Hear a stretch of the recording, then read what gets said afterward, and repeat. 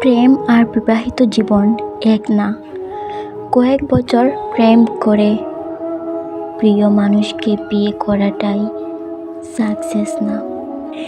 একজনকে ভালোবাসলাম, তাকে যে কোনো উপায়ে পেয়ে গেলাম মানেই আমার ভালোবাসা ধন্য হয়ে গেল, আমার জীবন পূর্ণতা পেয়ে গেল, এরকমটা বাবা বোকামি।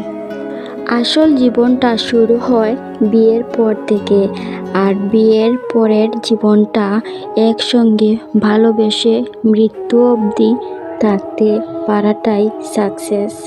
5 বছর প্রেমের পর বিবাহ করে তৃপ্তির ঢেকুর তুলে নিজেকে সাকসেস ভাবা বহু লোকের সম্পর্ক 5 মাস পর না হতেই আমি ডিভোর্স হয়ে যেতে দেখেছি।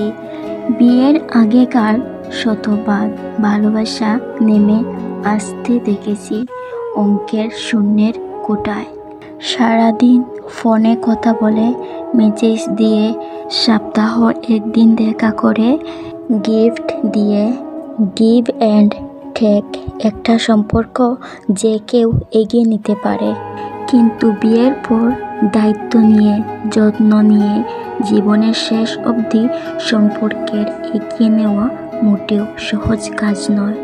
বিয়ের পর যখন আবেগ কমে, ফ্যান্টাসির জগৎ ছেড়ে যখন আমরা বাস্তবিক জগতে নেমে আসি, ধীরে ধীরে যখন সৌন্দর্য হারায়, শারীরিক চাহিদা যখন কমে আসে, শত দায়িত্ব যখন ঘাড়ে চেপে বসে, ঠিক তখন সম্পর্কটাকে বোঝা মনে করে পালিয়ে না গিয়ে থেকে গিয়ে ভালোবাসতে পারা সত্যিকারের পূর্ণতা।